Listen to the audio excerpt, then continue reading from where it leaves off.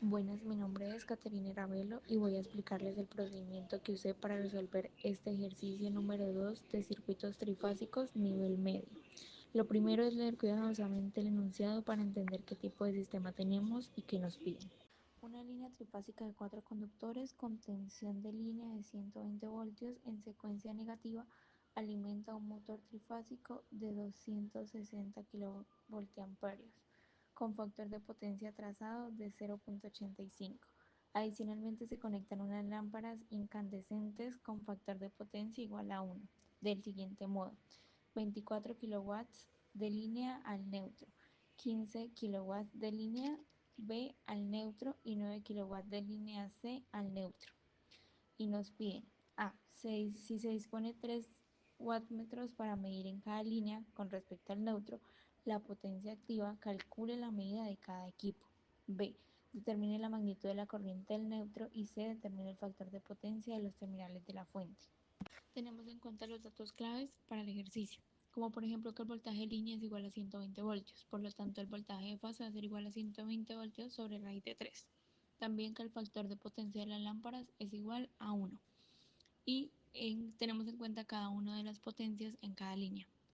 Y tenemos en cuenta que el motor trifásico tiene una secuencia aparente de 260 kilovoltiamperes y que su factor de potencia es igual a 0,85 y este va atrasado.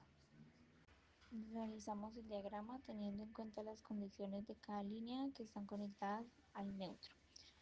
Tenemos en cuenta que la potencia activa trifásica va a ser igual a la suma de cada uno de los wallmetros de medición. Tenemos en cuenta que las lámparas tienen un factor de potencia igual a 1, entonces no consumen potencia reactiva. Por lo tanto, la potencia de las lámparas va a ser igual a 24 más 15 más 9, que nos daría igual a 48 kilovoltiamperes. Y la potencia total del circuito sería igual a la suma de cada uno de los vatímetros, que sería igual a 269 kilovoltiamperes.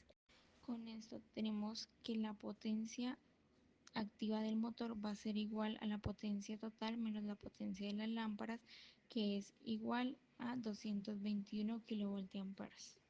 Otra forma también de calcularlo es que la potencia activa del motor trifásico va a ser igual a la multiplicación entre la potencia aparente por el factor de potencia que nos dan en el ejercicio, que es igual a 221 kilovoltiamperes, que nos daría igual que la respuesta anterior.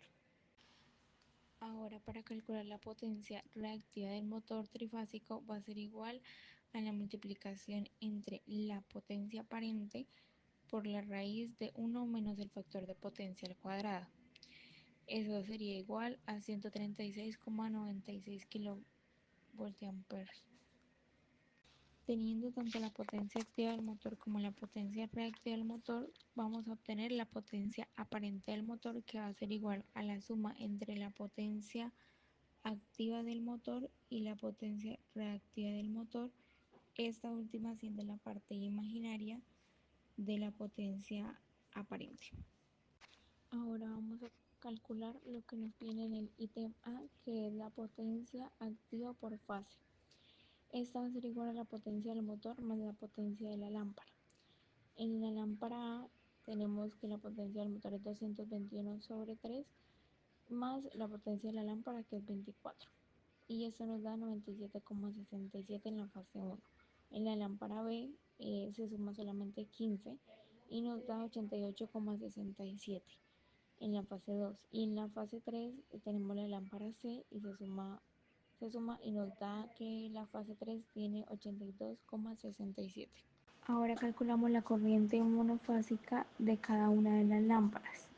Tenemos la primera, que es la corriente A, que va a ser igual a 346,41 a un ángulo de 30 amperios.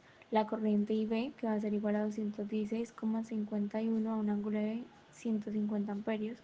Y la tercera, que es la corriente IC, a 129,94 a un ángulo de menos 90 amperios. Por lo tanto, la magnitud de la corriente del neutro va a ser igual a la suma de la corriente A y B y de C, que nos dio 188,746 a un ángulo de 53,41 amperios. Ahora vamos a calcular lo que nos pide en el ítem C, que es la potencia aparente. Esta va a ser igual a la raíz de la potencia activa al cuadrado más la potencia reactiva al cuadrado, y esto nos da igual a 301,877 kilovoltiamperes, y hallamos el factor de potencia teniendo en cuenta que es la potencia activa sobre la potencia aparente, y esto nos da igual a 0,8911